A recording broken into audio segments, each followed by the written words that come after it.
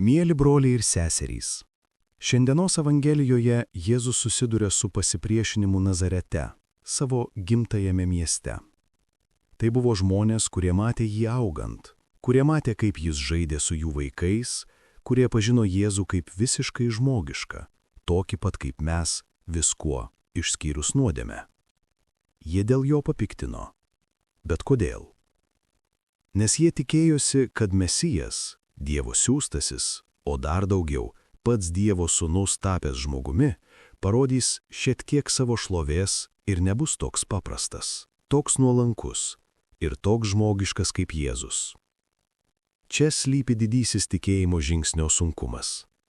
Matyti Jėzų visiškai žmogišką ir vis dėlto tikėti, kad tame žmoguje, tokiame pat kaip mes viskuo išskyrus nuodėmę, yra pats Dievas, kuris ateina mūsų aplankyti. Tai visada buvo sunkus žingsnis. Bažnyčios istorijoje matome, kaip ši įtampa svyravo. Po to, kai Jėzus mirė, prisikėlė ir įžengė į dangų, pradinė bažnyčios problema buvo priešinga. Tvirtai tikėta, kad Jėzus yra Dievas, bet buvo pagunda neigti, kad jis yra visiškai žmogus. Čia slypi tikėjimo pusiausvyros iššūkis. Nazareto žmonės matė žmogišką Jėzų ir negalėjo patikėti, kad jis yra dieviškas. Pirmoji krikščionių karta tikėjo dievišku Jėzumi, bet sunkiai priėmė, kad jis buvo tikrai žmogus. Katalikų bažnyčios tikėjimas reikalauja abiejų tikrovių – stiprių, tvirtų ir neatskiriamų. Ir būtent čia yra mūsų išganymas. Kodėl? Nes jei Jėzus atėjo sujungti dangų ir žemę, sujungti kūrinyje su kūrėju, žmogų su Dievu, jis turėjo būti kaip gerai pastatytas tiltas, su abiejų galais tvirtai įtvirtintais.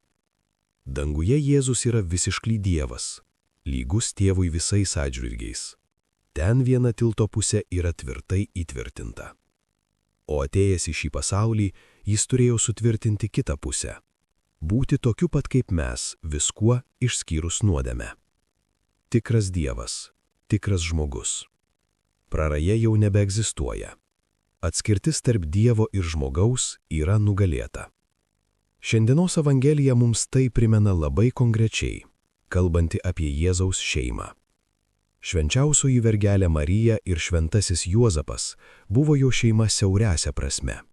Jėzus, tikras Marijos sūnus ir įsūnis Juozapo.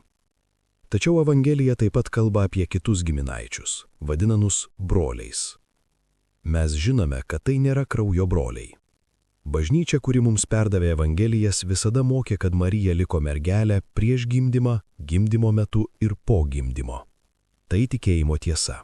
Ji yra aiški. Ji yra saugi. Šie broliai yra giminaičiai kita šio žodžio prasme. Ko mus tai moko?